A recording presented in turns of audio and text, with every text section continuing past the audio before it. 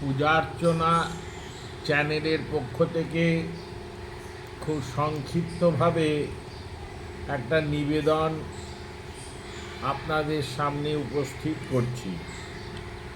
মনুসংহিতার শ্লোক 2:170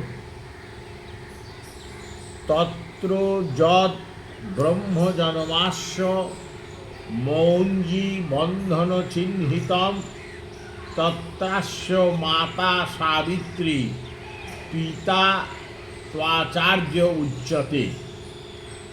ঋষি গৌতম বলেছেন যে ব্রাহ্মণ, ক্ষত্রিয় ও বৈশ্য বালকের উপনয়ন হল দ্বিতীয় জন্ম।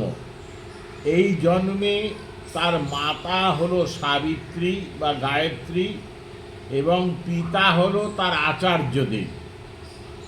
ইদমেব দ্বিতীয়ম জন্মম অত্রাস্য মাতা সাবিত্রী তু আচার্য। শ্লোকটা মন দিয়ে শুনবেন। তত্র যদ ব্রহ্ম জনমাস্য মৌঞ্জি বন্ধন চিহ্নিতম তত্রাস্য মাতা সাবিত্রী পিতা ত্বাচার্য উচ্যতে। যিনি উপনয়ন দান করেন তিনি আচার্য। এই আচার্য হয় ব্রহ্মচারীর পিতা বলে তাকে অভিহিত করা হয়। এই আচার্যই তো সমাবর্তন ক্রিয়া সম্পন্ন করেন। এই আচার্যের কাছেই তো ব্রহ্মচারী পড়তে যায়। এই আচার্যই তো গুরু, পিতা। তাকে বাবা বলা হয়েছে, পিতা সে, এবং তার কাছেই তো পড়তে যায়, পড়াশোনা করতে যায়, বেদ অধ্যয়ন করতে যায়।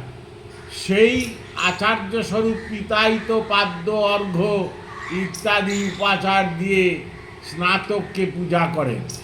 তা ব্রহ্মচারীর সময় আচার্য একটা অন্য ব্যক্তি হন, সমাবর্তনে আচার্য অন্য ব্যক্তি হন, এই রকম ব্যবস্থা চালু আছে নাকি?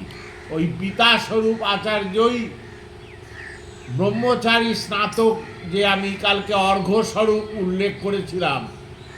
ব্যাপারগুলোকে একটু বুঝতে হয়। সংস্কৃত ভাষায় আদি জ্ঞান, স্থাপন জ্ঞান না থাকলে বড় মুশকিল হয়ে যায়।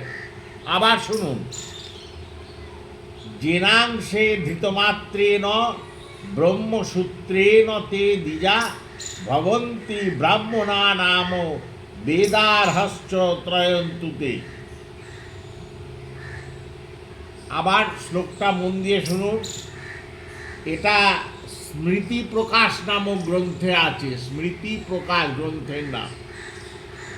জেনাংশে ধৃতমাত্রেণ ব্রহ্মসূত্রেণ তে দ্বিজা ভবন্তি ব্রাহ্মণা নাম বেদার্হশ্চ ত্রয়ন্তু ইহ।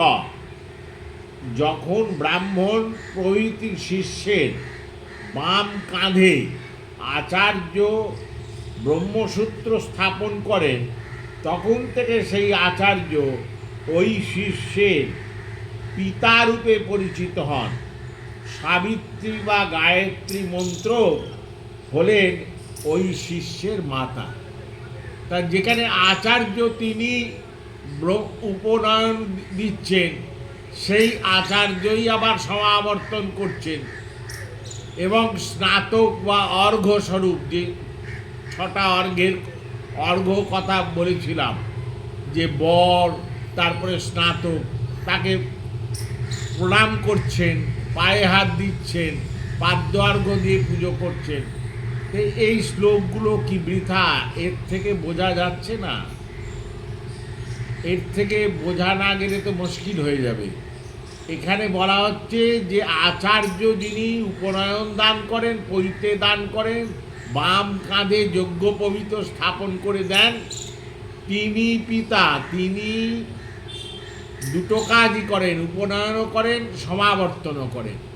সমাবর্তনকালে পূজা করেন, প্রণাম করেন। তার মানে এই নয় যে উপনয়নকালে প্রণম্য নয়, উপনয়নকালেও ব্রহ্মচারী প্রণম্য, কারণ সে যাচ্ছে বেদ পাঠ করতে, তার গুরুর কাছে যাচ্ছে। এখানে দেখুন, গুরু হয়েও আচার্য সমাবর্তনের স্নাতককে পূজা করছে। আমি ব্রহ্মচারী স্নাতককে প্রণাম করাটা অত বেশি অপরাধের নয়, কথা উল্লেখ করেছিলাম। আর এই ঋষি গৌতমের সংহিতায় উল্লিখিত ঋষি গৌতমের বচন আর স্মৃতি প্রকাশ গ্রন্থের বচনের দ্বারা প্রমাণিত হলো যে যে ব্যক্তি উপনয়ন করেন, তিনি সমাবর্তন করেন, আর তিনি পিতা রূপে উল্লিখিত হন, বাবা হন সেই দিন থেকে ওই ছেলে। তো বাবা যখন হন, সেই এক বাবা সমাবর্তনের সময় পূজা করছে, সেই বাবা প্রণাম করছে, আর কিছুক্ষণ আগে সেই বাবা উপনয়নের সময় প্রণাম করলে অপরাধ হয়ে যাচ্ছে, এরকম ব্যাপারটা নয়। দুজনেই পূজ্য, দুজনেই অর্হণীয়। আপনি বারবার আপনার কমেন্টে অর্হণীয় কথাটা আনছেন না কেন? অর্হণীয় শব্দের অর্থটা বোঝেন আপনি? ব্রহ্মচারী অপি অর্হণীয়, স্নাতক অপি অর্হণীয়, দুজনেই পূজনীয়। ব্রহ্মচারী স্নাতক দুজনেই পূজনীয়, এবং দুজনেই প্রণাম করাতে খুব একটা কিছু অপরাধ বেশি মাত্রায় হয় না। আমার এই ভিডিও থেকে আপনি বুঝে নেওয়ার চেষ্টা করুন, আর যদি আপনার বুঝতে অসুবিধে হয় তাহলে সাক্ষাতে আপনি কোথায় থাকেন আমি জানি না, প্রশ্ন করছেন অত্যন্ত প্রশংসনীয়, আপনিও প্রণম্য। আপনি প্রশ্নকর্তা, শাস্ত্রের প্রশ্ন করছেন আমার কাছে। আমি সীতারাম চরণের এক দিনহীন ভিখারি। আমার কাছে আপনি প্রশ্ন করছেন, আমি যথাসাধ্য উত্তর দিচ্ছি। এই উভয়ে কথোপকথনে আপনিও যথেষ্ট প্রণম্য, নমস্কারযোগ্য। আপনি এইতে ক্লিয়ার না হলে সাক্ষাৎ করুন। অনেক গ্রন্থ তো বার করাও যায় না, টেবিলে সাজানোও যায় না, আর মস্তিষ্কে সব ধারণও করে রাখা যায় না। ওই